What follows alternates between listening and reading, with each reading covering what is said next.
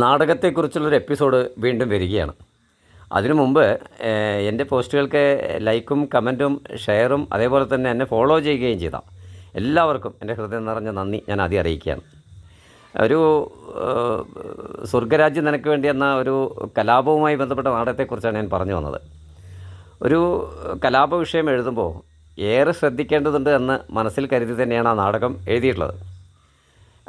അതിനെക്കുറിച്ച് പിന്നീട് വിശദമായി വരണമെങ്കിൽ അതിൽ ഒന്ന് രണ്ട് കഥാപാത്രങ്ങൾ കൂടി നിങ്ങളോട് പ്രതിപാദിക്കാതെ കഴിയില്ല എന്നുള്ളത് ഞാൻ ആദ്യം പറഞ്ഞിരുന്നു. ഇതിൽ ഞാൻ എൻ്റെ മത്തായി എന്നുള്ള കുടിയനായ കഥാപാത്രത്തെക്കുറിച്ച് പറഞ്ഞു. അടുത്തത് എൻ്റെ നാടകത്തിൽ അഭിനയിച്ച എൻ്റെ പിതാവിൻ്റെ ഒരു വേഷമുണ്ട്. ആൻ്റണി സിറിയക്ക് എന്ന് പറയുന്ന അനാഥാലയം നടത്തുന്ന ഒരു ഫാദറിൻ്റെ കഥാപാത്രമാണ്. ആ കഥാപാത്രത്തെക്കുറിച്ച് പറയുമ്പോൾ പഴയ നമ്മുടെ ബോംബെയുടെ ഭീകരത, അന്നത്തെ കാലം അങ്ങനെയാണ്. ബോംബെ എന്ന് പറഞ്ഞാൽ ഇങ്ങനെ മൃഗീയമായ കൊലപാതകങ്ങളൊക്കെ നടക്കുന്ന വലിയ കൊള്ള സംഘങ്ങളൊക്കെ ഉള്ളൊരു കാലമാണ്. ആ കാലഘട്ടത്തിൽ അനുഭവിച്ച ഒരു മനുഷ്യൻ്റെ കഥാപാത്രമാണ് ആൻ്റണി സിറിയക്ക്. എന്നുവെച്ചാൽ യൗവനത്തിൽ തൻ്റെ കൈക്കുഞ്ഞും ഭാര്യയുമായി ബോംബെയിലെ ഒരു സുഹൃത്തിനെ കാണാൻ വേണ്ടി പോയതാണ്. അപ്പോൾ അദ്ദേഹം കഥാപാത്രം പറയുന്നത് അവിടെ ബോംബെയിൽ ഇറങ്ങിയതിന് ശേഷം ഒരു ടാക്സി കൈ കാണിച്ച് നിർത്തി. ടാക്സിയിൽ ഭാര്യ കയറിയതും ടാക്സി ഓടി അകന്നു എന്നാണ്. തൻ്റെ കൈക്കുഞ്ഞിനെയും കൊണ്ട് അദ്ദേഹത്തിന് കാറിൽ കയറാൻ കഴിയുന്നതിന് മുമ്പ് തന്നെ ഭാര്യയും കൊണ്ട് ആ ടാക്സി ഓടി വന്നു.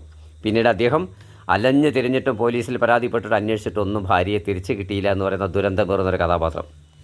പിന്നീട് മാസങ്ങൾക്ക് ശേഷം ബോംബെയിലൊരു യുവതി ഭ്രാന്തിയായി അലഞ്ഞിരുന്നുവെന്നും അവർ ട്രെയിനിന് മുമ്പിൽ ചാടി ആത്മഹത്യ ചെയ്തു എന്നറിഞ്ഞ് സംശയത്തിൻ്റെ പേരിൽ ബോംബെക്ക് പോയ അദ്ദേഹം അവിടെ കാണുന്ന സ്വന്തം ഭാര്യ ഒരു ഭ്രാന്തിയുടെ രൂപത്തിൽ വണ്ടിക്ക് മുമ്പിൽ മരിച്ചു എന്നുള്ള അവരുടെ ഡെഡ് ബോഡിയാണ് കാണുന്നത്. ആ ഒരു ദുഃഖത്തിൽ നിന്നാണ് അദ്ദേഹം ഒരു അനാഥാലയം പിന്നീട് നടത്തുന്നതും അതിലെ അന്തേവാസികൾ പല ആളുകൾക്കും അഭയം കൊടുത്തുകൊണ്ട് അദ്ദേഹം അതിൽ ഭാര്യയുടെ ഓർമ്മകൾ അയവിറക്കുന്നതുമായൊരു കഥാപാത്രമാണ് അദ്ദേഹത്തിൻ്റെ കഥാപാത്രം. അപ്പോൾ അങ്ങനെ ഒരു അനാഥാലയം വളരെ ജാതിമത ചിന്തകളില്ലാതെ നടത്തിക്കൊണ്ടിരിക്കുന്ന അനാഥാലയത്തിലേക്ക് ആ ഗ്രാമത്തിൽ നടന്ന കലാപം കടന്നു വരുമ്പോഴുണ്ടാകുന്ന പ്രശ്നങ്ങളാണ് പിന്നീട് സബ്ജക്റ്റിലൂടെ പറയുന്നത്. പിന്നെ ആ കലാപത്തെക്കുറിച്ച് പറയുമ്പോൾ കലാപവുമായി ബന്ധപ്പെട്ട ഒന്ന് രണ്ട് കഥാപാത്രങ്ങൾ ഈ നാടകത്തിൽ വരുന്നുണ്ട്.